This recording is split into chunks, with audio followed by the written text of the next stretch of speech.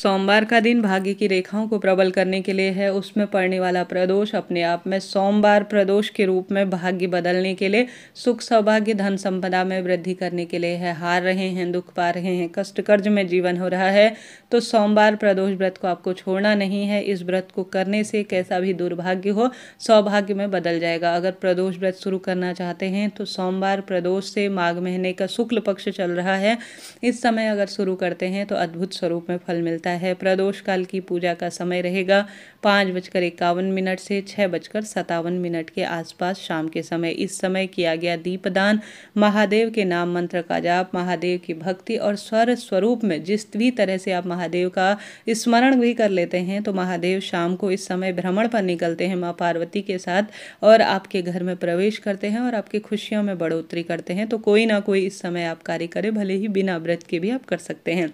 और यहाँ पर एक बात आपसे कहना चाहूँगी कि अगर आप प्रदोष व्रत करना चाहते हैं, शुरू करना चाहते हैं, या इस सोमवार से आप पशुपति व्रत शुरू करना चाहते हैं, तो खुले मन से करें, आपके मनोरथ तुरंत सिद्ध होंगे। क्योंकि अभी बहुत अच्छा समय चल रहा है, माघ का महीना है, शुक्ल पक्ष जो कि पक्ष कृष्ण पक्ष और शुक्ल पक्ष में सबसे उत्तम माना जाता है, तो शुक्ल पक्ष में से कोई भी व्रत शुरू करना उत्तम होता है, तो आप कर सकते हैं।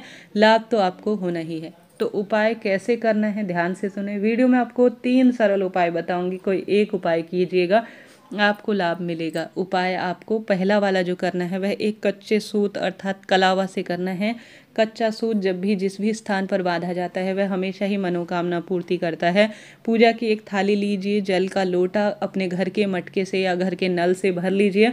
उसमें आप सोमवार का दिन है कच्चा दूध मिला सकते हैं। कच्चा दूध जल के लोटे में डाला जाता है तो सोमवार के दिन जो चंद्रमा है उसकी स्थिति कुंडली में मजबूत होती है। आप चाहें तो चावल का दाना डाल सकते हैं, चाहें तो सफ़ेद फूल डाल सकते हैं, चाहें तो रुद्राक्ष मिश्रित जल इसे कर सकते हैं। सभी का अपना महत्व है, सभी चीज़ें नवग्रहों से संबंध रखती हैं।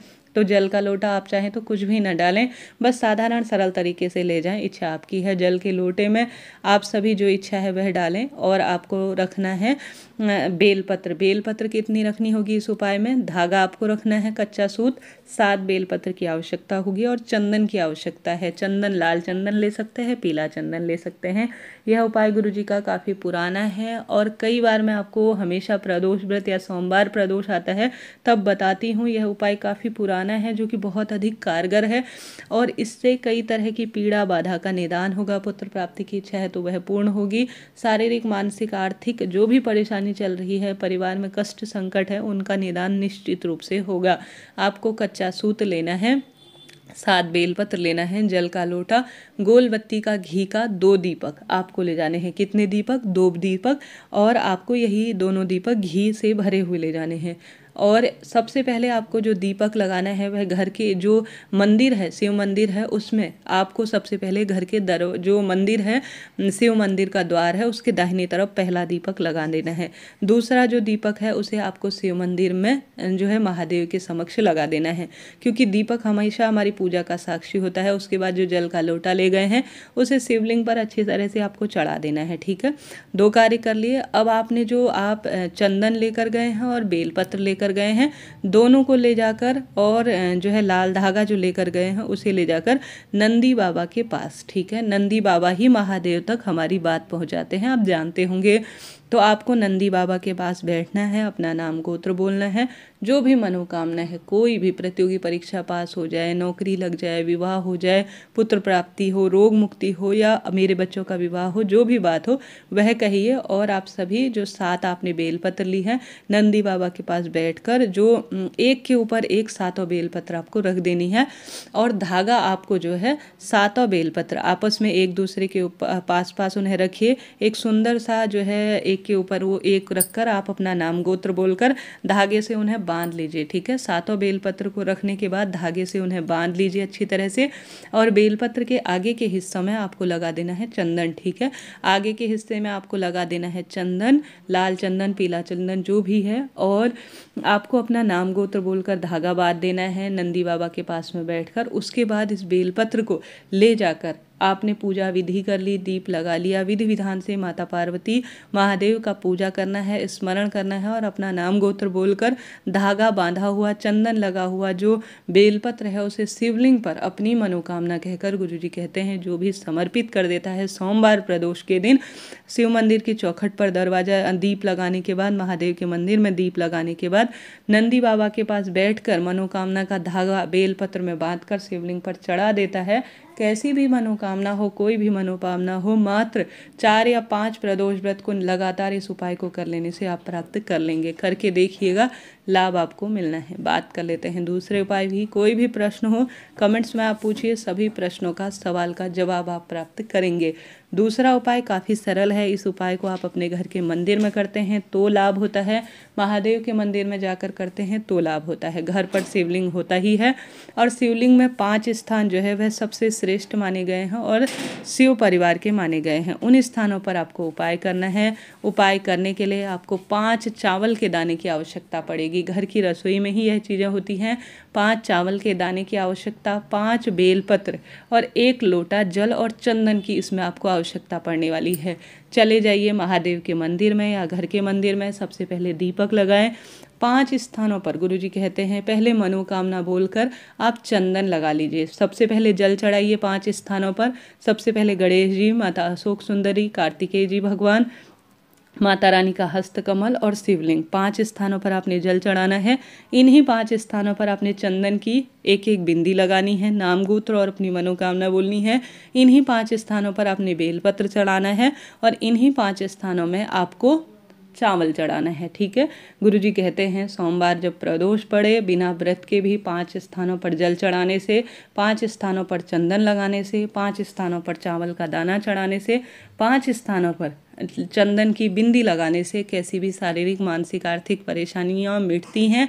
क्योंकि शिवलिंग पर यह जो शिव परिवार है, यह पंच स्थान है, यह सबसे विशेष है। यह पंच स्थान अपने आप में पंच तत्व की अनुभूति देते हैं, शारीरिक, मानसिक, आर्थिक परेशानी से मुक्ति देते हैं।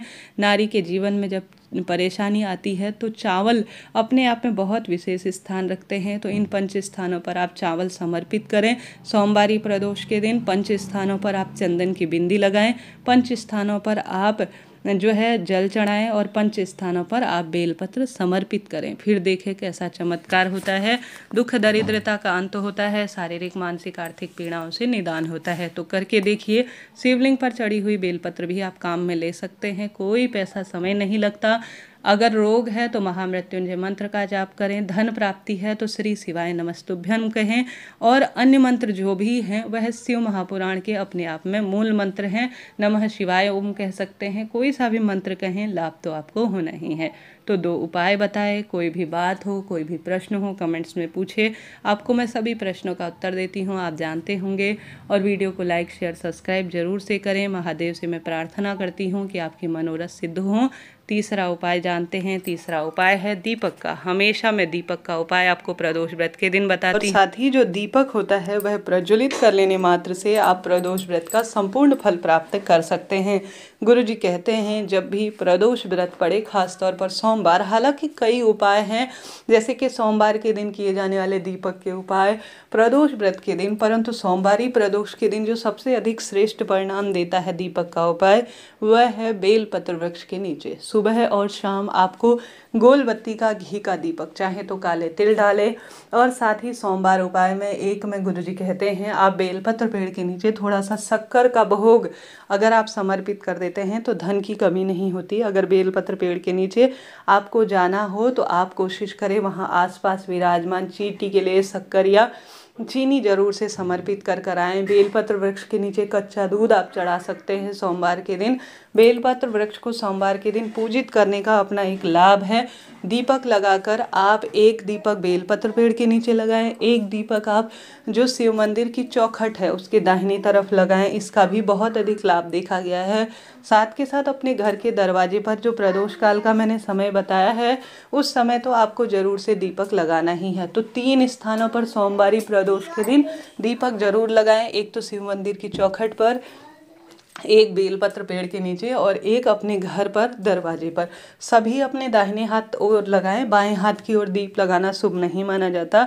बेलपत्र पेड़ के नीचे नहीं जा सकते, महादेव के मंदिर जाना नहीं होता तो कोई बात नहीं, सिर्फ घर के दरवाजे पर भी आप अगर आज के दिन दीपक लगा देते हैं तो भी इसे सर्वश्रेष्ठ और संपूर्ण सुख प्रदान करने वाला कार्य माना जाएगा। तो आज शाम के समय आपको जो है यह दीप लगाना है सोमवारी प्रदोष के दिन, बहुत अधिक इससे लाभ देखने को मिलता है। आप सुंदर स्वरूप में पार्थिव शिवलिंग आज के दिन पूजन कर सकते हैं। आज के दिन शिवलिंग का 108 सफ़ेद फूलों से या 108 चावल से आप श्रृंगार कर सकते हैं।